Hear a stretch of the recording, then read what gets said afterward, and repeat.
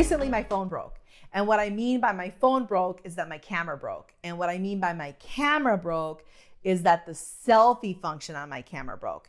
And y'all know that that's traumatizing. It's traumatizing when you cannot control and angle and kind of curate exactly how you want people to see you. Because we live in a world where that's what we do. We spend most of our time making sure that people can see us exactly how we want to be seen. And the reason is because we know that how others see us deeply impacts how we see ourselves. Today in Luke chapter 19, we're going to look at the story of Zacchaeus, and we're going to see how being seen actually transforms him and reconciles him. And so we're going to look at Zacchaeus chapter 19. We find Zacchaeus here in this chapter. It says that Zacchaeus is a tax collector. And so we know that he is unclean. We know that the way others see him is as unclean and someone who breaks religious laws, and someone who is not only unclean, but someone who literally is a tool of the empire to exploit other people. So this is someone who is making their living and their money on the backs of his very own people and by harming his very own people. And Jesus sees Zacchaeus, or finds Zacchaeus in this mess that he's in. Zacchaeus was a tax collector who ran the whole system in Jericho. So not only was he a tax collector, he was the chief. He was like the worst who set up the system. And so here is Zacchaeus. He has climbed up this tree. He has pulled up his tunic, his dress. And we know that people didn't wear pants. There's no pants. So this guy was wearing a dress. He's climbing up a tree, got nothing else on. And he's just like desperate. We know he's desperate. He's trying to see Jesus. He doesn't care how people see him at this point. He doesn't care. It's like, what else do I got to lose?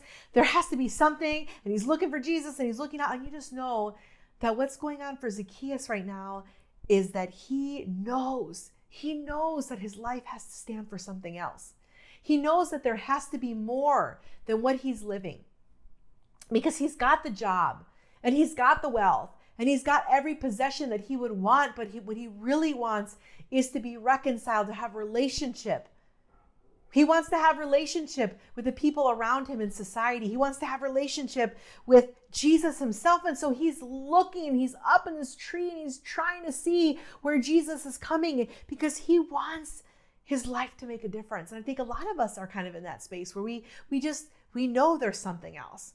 We know that it's not just about getting the right job or making the right amount of money or having the best kind of toys. It's about living a life that matters.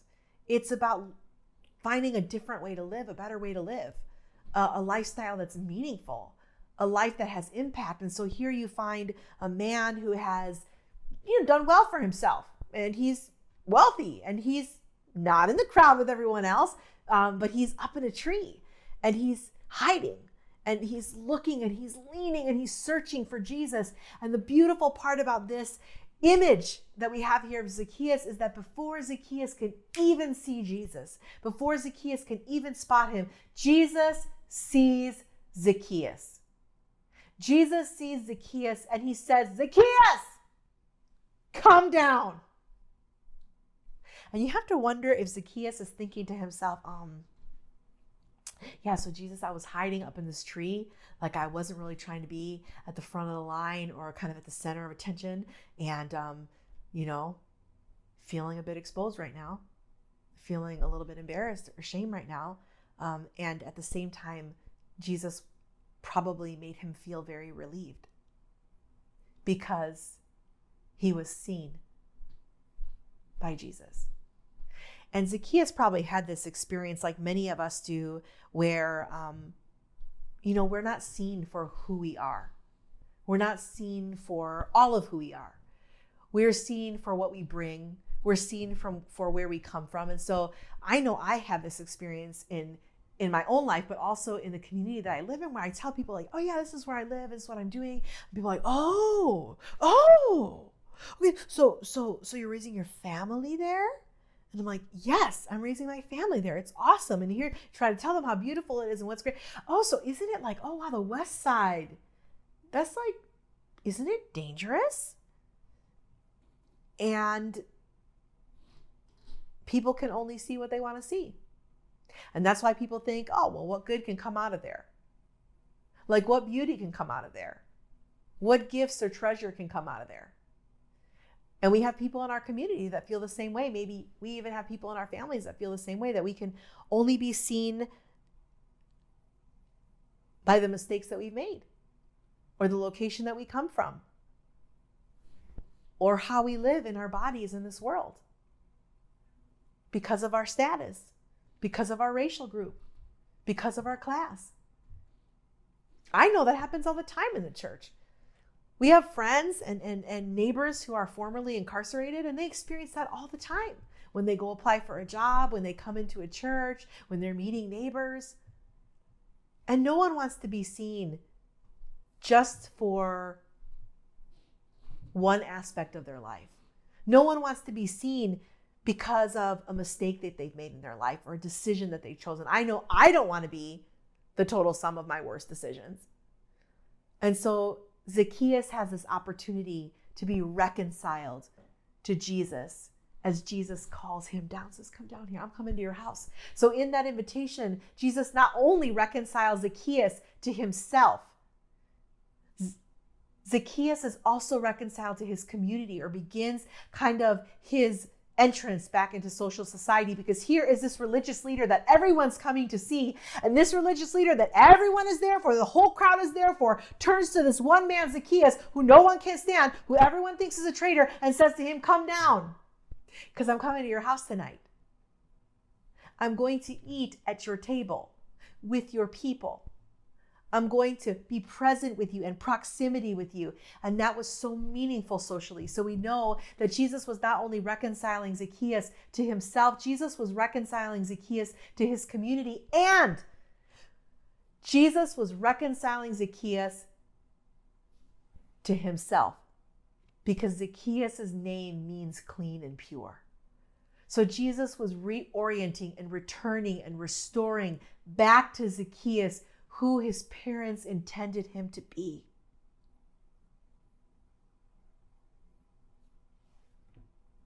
And I think a lot of us need that. Not to only know that we're loved by God, that God sees us, but that in seeing us, God restores and acknowledges and affirms our dignity, our humanity, our worth, regardless of what anybody around you has told you, regardless of the decisions that you've made, and even in the light of the decisions you've made and the things that have been done to you. Because we never want to take away from people seeing their full humanity in their social location. I would never want to strip away and ignore the reality that some of my best friends that I do life with here have gone through incredible suffering and tragedy, have crossed countries on foot with children, have endured abuse. And that has deeply shaped how they see themselves and how they see the world. And I would never want to say, let's just ignore all of that about you. Let's ignore that you don't have status. Let's ignore that you're Black. Let's ignore that you come from among family. Let's ignore. No, we want to say, I see you fully in who you are. And all of those things have deeply shaped who you are in really profound ways. And so being seen by Jesus and being seen by others, being seen by God, brings us to a place of being reconciled to ourselves, of understanding who we are and who we can be, what our life is about and what it can be. And then lastly, Zacchaeus responds to God. He responds to Jesus by saying, I will give it all. I'll give it all. I'll give half of my possessions. I'll give to the poor. And if I've exploited anyone, I'll give them what they're owed and more. I'll make restitution. I'll make reparations. I will live a life of justice.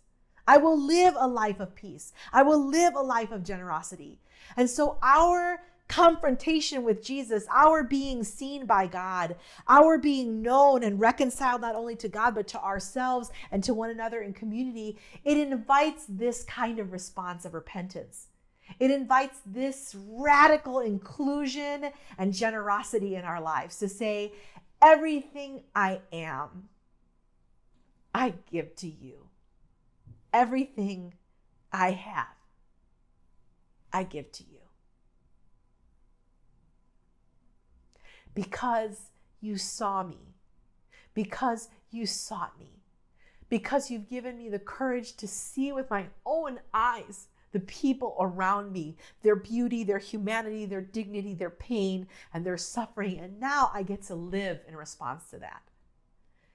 I get to rebuild a just world. I get to be the fragrance of Christ. We, our communities, our churches, our friend groups, we get to be as communities the fragrance of Christ wherever we are.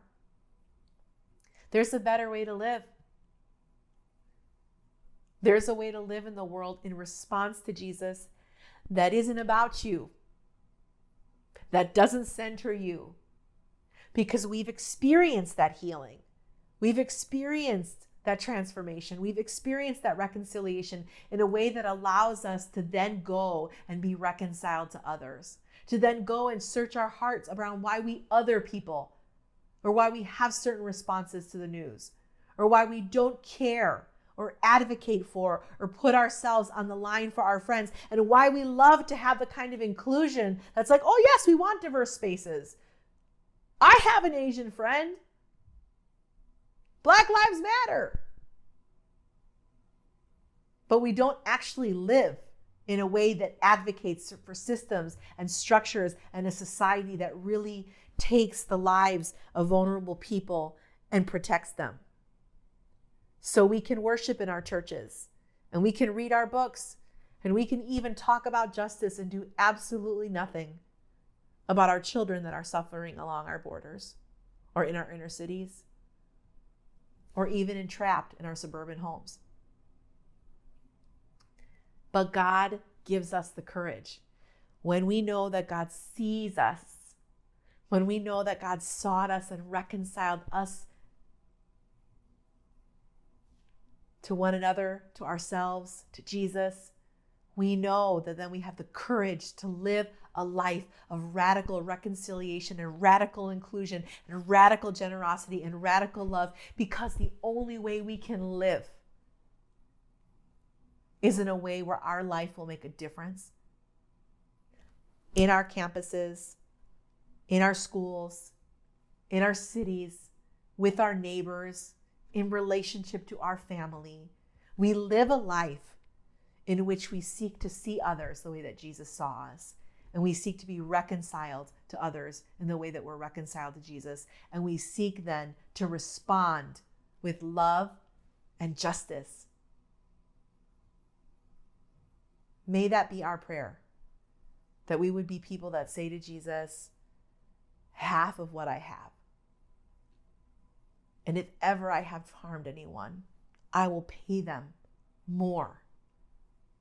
May we be people that say to Jesus, my vocation, my relationships, my dreams, I give them to you because I trust that you see me and you love me, and you've given me eyes to see the world that you love and to be a part of living justly in it. Amen.